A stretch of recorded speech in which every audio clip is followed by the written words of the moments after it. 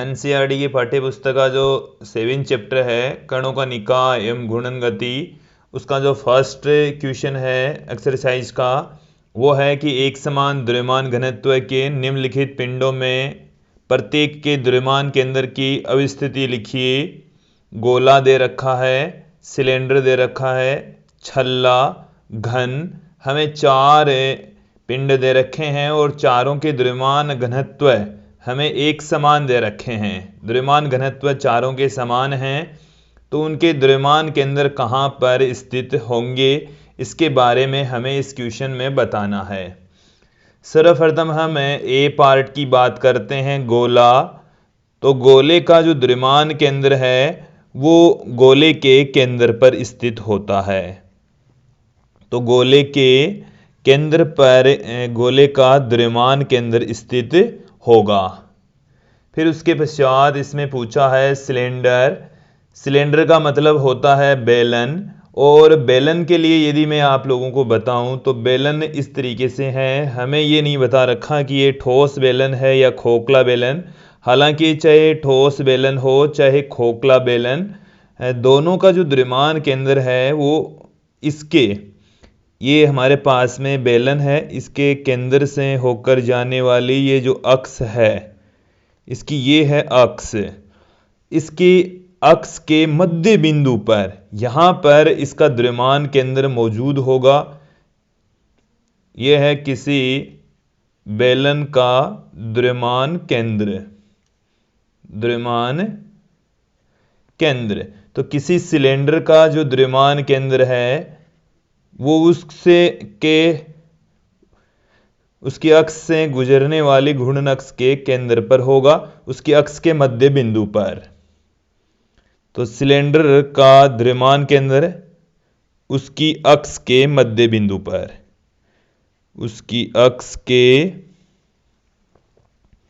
मध्य बिंदु पर, उसकी अक्ष के मध्य बिंदु पर उसका द्रव्यमान केंद्र होगा। तीसरा क्वेश्चन हमें पूछा है छल्ला। छल्ला का मतलब हो गया रिंग। तो रिंग का जो द्रव्यमान केंद्र है वो उस रिंग के केंद्र पर अवस्थित होता है। ये हमारे पास में कोई रिंग है और इसका केंद्र यहां पर मौजूद है, तो रिंग इसका द्रव्यमान केंद्र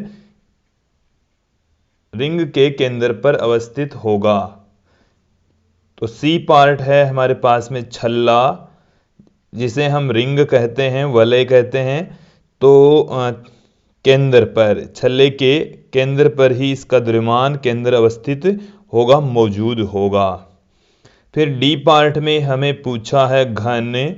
तो घन के अंदर विकिरणों का जो प्रतिच्छेद बिंदु है वहां पर उसका द्रव्यमान केंद्र मौजूद होगा। तो विकिरणों के प्रतिच्छेद बिंदु पर, विकिरणों के प्रतिच्छेद बिंदु पर, विकिरणों के प्रतिच्छेद बिंदु पर घन का द्रव्यमान केंद्र अवस्थित होगा। फिर इस क्वेश्चन के अंदर हमें आगे पूछा है, क्या किसी पिंड का द्रव्यमान केंद्र आवश्यक रूप से उस पिंड के भीतर स्थित होता है।